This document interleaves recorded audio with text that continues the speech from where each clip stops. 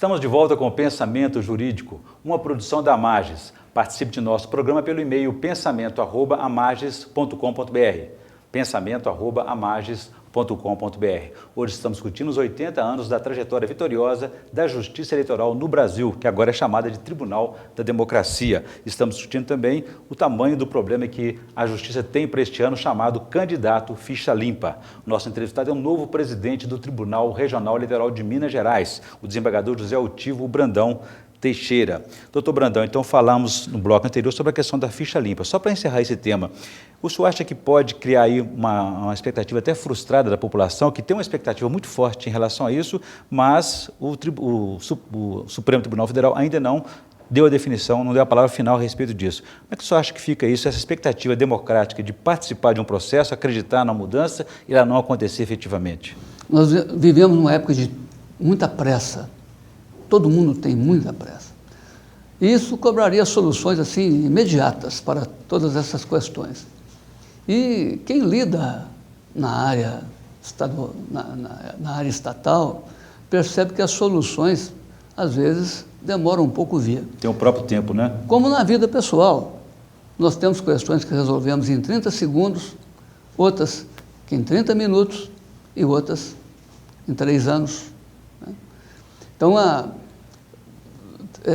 seria o ideal que o Supremo já tivesse se pronunciado sobre todas essas questões. Acredito que a aplicação da ficha limpa, com o correr do tempo, ela vai se impor absolutamente em todos os dispositivos que ela levantou. Mas existem situações transitórias que ainda vêm da legislação anterior e que agora, a elas foram dadas novas disposições. Essa faixa de transição imporá dois tipos de solução. Aquilo que foi regido, ou ainda está regido pela legislação antiga, e aquilo que vai estar sob a égide da lei da ficha limpa. É uma evolução no direito, tem que acompanhar também. Com o tempo, ela será aplicada integralmente. Perfeito. Nessa fase de transição, na minha opinião, ela vai alcançar algumas situações e outras não. Começando, por exemplo, o Supremo já definiu, ela não se aplicaria às eleições de 2010. Sim. Estamos decidindo agora, pode se aplicar a de 2012 e em que ela pode ser aplicada a lei de 2012. Enquanto aguardamos, damos esse tempo ao Supremo Tribunal Federal, vamos mergulhar no tempo passado desses 80 anos da Justiça Eleitoral, que é uma trajetória vitoriosa, como já dissemos, identificada com a democracia, mas nem sempre foi assim. Nós tivemos problemas, pelo menos 2 vezes na história, em que as ditaduras conseguiram esvaziar a Justiça Eleitoral, quando não extinguiram também, né? A história da Justiça Eleitoral é uma história de embates e de lutas, de problemas que sempre se renovam, surgem às vezes os mesmos problemas, apenas com uma roupa um pouco diferente, mas as mesmas criaturas. A Justiça Eleitoral surgiu num tempo em que o primeiro presidente do Tribunal Regional Eleitoral o descreve bem. Ele fala da fraude e dizia assim que não havia vergonha que fizesse corar. A única coisa que importava era vencer a eleição e ainda uma outra questão. Quem vencia a eleição ainda tinha que obter a confirmação de sua eleição nas casas do Legislativo. O importante era ganhar a eleição e ser confirmado. Essa moral, assim, de resultados, ela ainda persiste. Não é um fato jurídico, é um fato social. Ela está na nossa sociedade. O importante é levar vantagem. Então, a Justiça Eleitoral sempre lutou contra isso, mas eu posso garantir que é uma luta vitoriosa. Quando comecei na magistratura, cheguei, sim, tomei posse já em cima de uma eleição.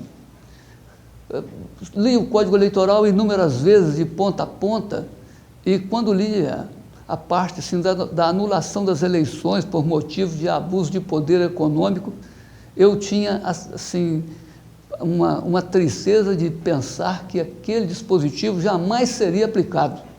Aquilo nem sonhava.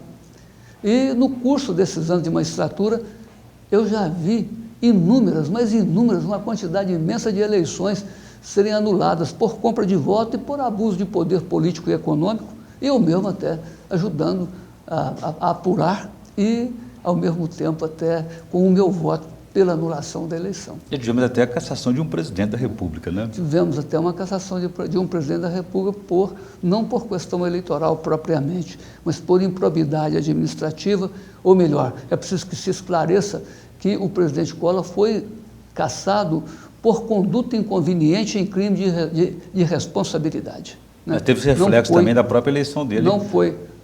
Não foi propriamente uma questão eleitoral. Fala-se muito da questão do Caixa 2, e o Collor teve uma repercussão nesse sentido também. A questão do Caixa 2, já está claro para a Justiça Eleitoral como identificar e como combater isso? Olha, dizer que está claro, eu diria que o Caixa 2 é quase sempre bastante difícil de ser identificado.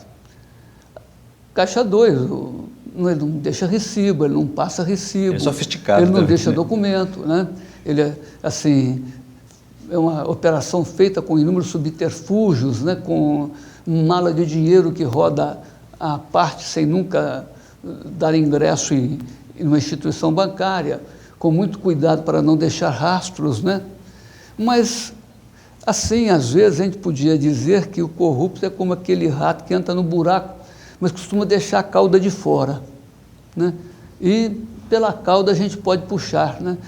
Às vezes, assim, pelo montante da campanha, por outros sinais exteriores, né? A gente pode chegar ao Caixa 2, mas ele é difícil.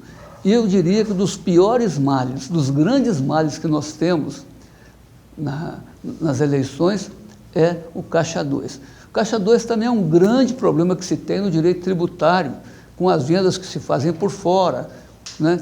O Caixa 2 é o resultado de uma instituição que tem no Brasil que chama economia informal.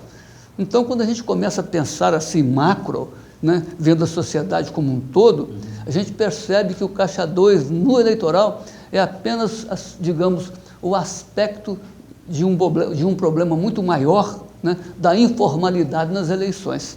Agora, doutor Brandão, operacionalmente falando, o dinheiro que entra na campanha, ele é registrado e ele é identificado. Como é que ele pode entrar na campanha pelo Caixa 2 sem ser identificado, de maneira quase que fantasma, e sustentar uma campanha inteira? A sua pergunta, diria praticamente que ela contém a resposta. Se ele for registrado, ele deixa de ser Caixa 2. Né? Ele entra na campanha por fora dos registros, fora das contabilizações. E somente se consegue detectá-lo, né? E nisso o Tribunal Regional Eleitoral tem um corpo de técnicos assim, que pesquisam acuradamente, né, por elementos exteriores, né? São outros rastros, outros vestígios né? fora dos registros, né? E às vezes por um descuido. Quando se descuida, né, por uma coisa ou outra ali se descobre um veio, né, para puxar a existência do Caixa 2. E se o Caixa 2 está se sofisticando também, a Justiça Eleitoral também está se aprimorando cada vez mais e tem um grande aliado que é a tecnologia. E é sobre esse assunto que eu quero que o senhor fale no próximo bloco. A gente volta em instantes.